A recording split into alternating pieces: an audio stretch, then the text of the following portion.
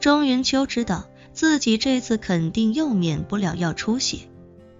可是眼下儿子失踪，自己还要指望洪元山帮忙，所以只能恭敬地问道：干爹，您说吧，都需要我给哪些帮助？只要我能帮的，我都会尽力而为。洪元山满意的点了点头，感叹道：还是你云秋最懂知恩图报啊。说着他叹了口气，又道：哎，最近我这走私冻肉生意确实看到了一点起色，可是这个业务做起来也没有想象中那么容易，尤其是冻肉进港岛的过程中损耗太大，缉私部门一直在紧盯这一块，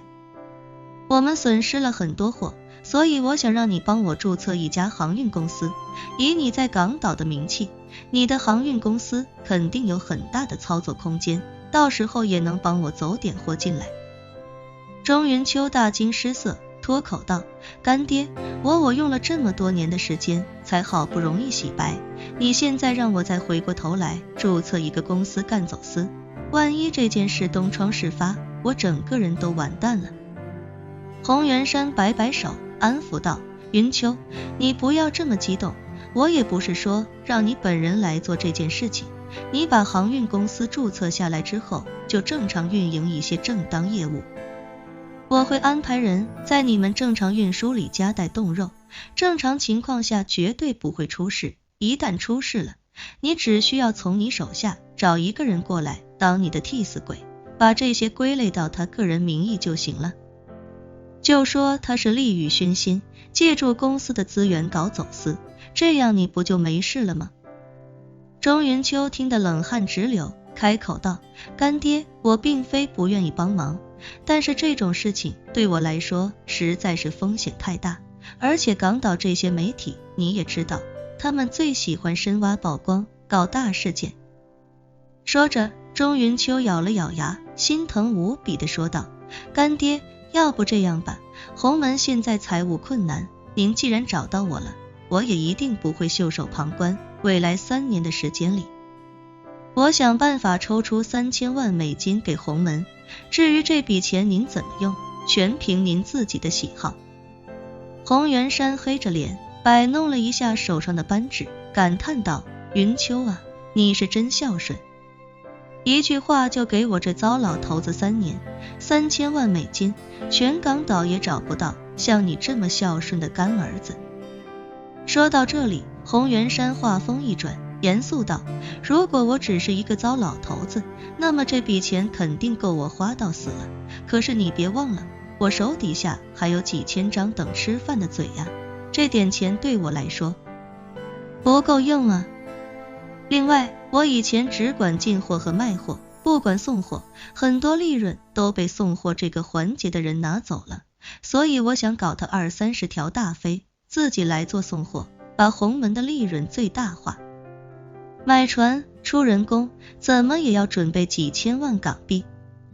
钟云秋表情一正，心中已经骂翻了天，洪元山这个狗杂碎，3年给你3000万美金，你还不满意？你他妈的死老头子，胃口这么大也不怕撑死。可是眼下钟云秋也不敢跟洪元山造次，连忙咬了咬牙，艰难做出决定道：干爹，这样吧，3年5000万美金，这真是我的极限了。您也知道现在经济不景气，各行各业的现金流都非常差，大部分资产都已经沦为不良资产，根本就没有机会变现，我这日子也是难得很了。洪元山挑了挑眉，开口道：云秋，咱们一家人不说两家话，你3年给洪门6000万美金，1年合到2000万，作为回报，我保证不管你有任何需求，只要你开口，洪门上下均为你所用。钟云秋的心都在颤抖，3年6000万美元，这是将近5亿港币，5个亿啊！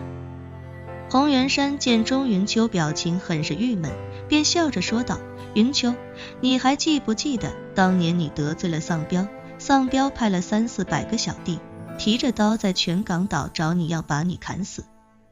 那次要不是我出手，你早就横死街头了。说着，洪元山又道，我那个时候多疼你呀！我虽然说服了丧彪不要跟你作对，但为了帮你彻底解决这个麻烦，我还是把丧彪约出来，一条皮带送他去见了关二爷，丧彪的尸体和我那根皮带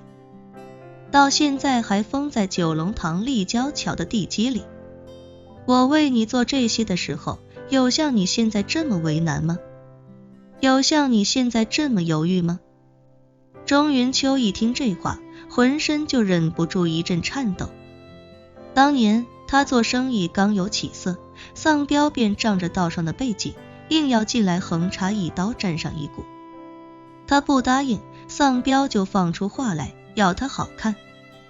可是那时候丧彪也从来没想杀他，只是放话说要他一条胳膊。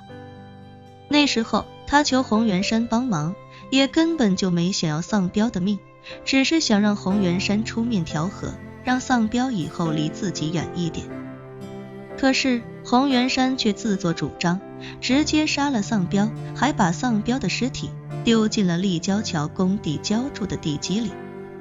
自那之后，洪元山每逢有事需要钟云秋帮忙的时候，都会拿丧彪说事，潜台词无非就是警告钟云秋，他有这么一个把柄在自己手里。一开始钟云秋也并不害怕，毕竟杀人的是洪元山，而且自己也从没说过要他干掉丧彪。可是洪元山这只老狐狸早就留好了录音，录音里钟云秋确实哀求洪元山帮他解决丧彪这个麻烦，而洪元山拿这段录音威胁钟云秋，只要他把录音放出去，所有人都会认为是钟云秋让洪门杀了丧彪。至于洪门这边，只需要随便找个顶包的小弟出来认罪，就能把洪元山的责任撇得一干二净。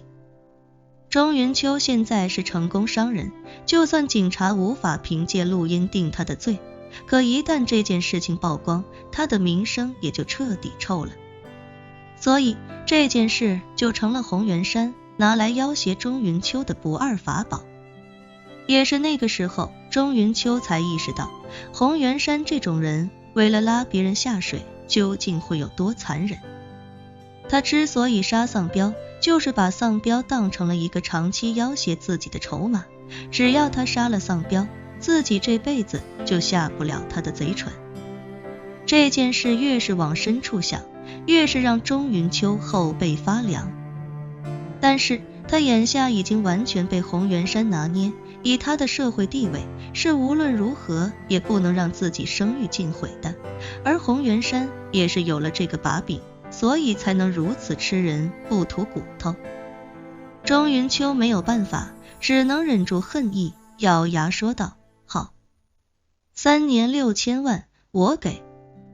洪元山立刻眉开眼笑，站起身揽着钟云秋的肩膀，开心地说道，云秋真不愧是我的好儿子，不枉我这么多年为你保驾护航。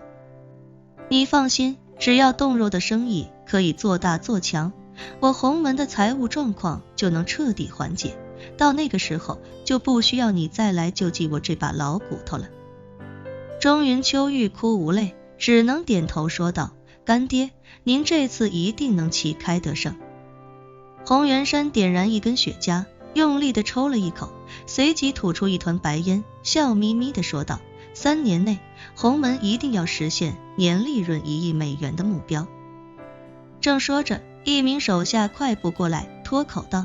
门主，林教头发来消息，说是调取了监控信息，发现钟少爷他们下午的时候去红花岭了，林教头现在正带人赶过去。